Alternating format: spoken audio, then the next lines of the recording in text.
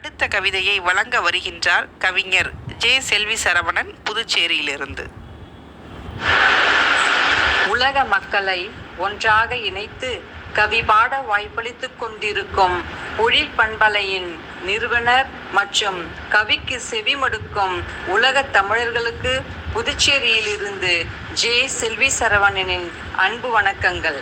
இன்றைய கவிநய தலைப்பு கும்மிப்பாட்டு.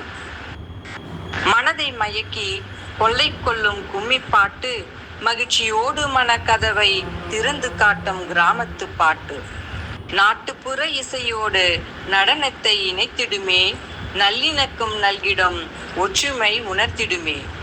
செவிக்கு விருந்தளிக்கும் தட்டும் ஓசை தொய்வின்றி, சந்தோஷமூட்டும் சிறியவர் பெரியவர் பேதமின்றி.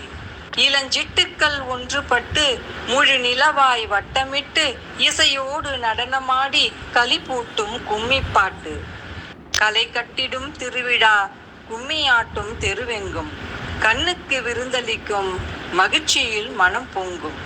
கலாச்சார அடையாளம் கண்டிடலாம் அரங்கத்தில், கல்யாண வைபோகம் கலித்திடும் கும்மியாட்டத்தில். அறுவடை காலத்தில் ஆங்காங்கு கண்டிடலாம், அலுப்பு தீர ஆடிடுவர் புத்துணர்ச்சி பெற்றிடலாம். உடலுக்கு தரமான உடற்பயிற்சி தந்திடுமே, உடனிருப்போர் மனம் மகிழ்ச்சியில் மலர்ந்திடுமே. நன்றி, வணக்கம். மனதை மயக்கி கொள்ளை கொள்ளும் கும்மிப்பாட்டு, மகிழ்ச்சியோடு மனக்கதவை திறந்து காட்டும் கிராமத்து பாட்டு.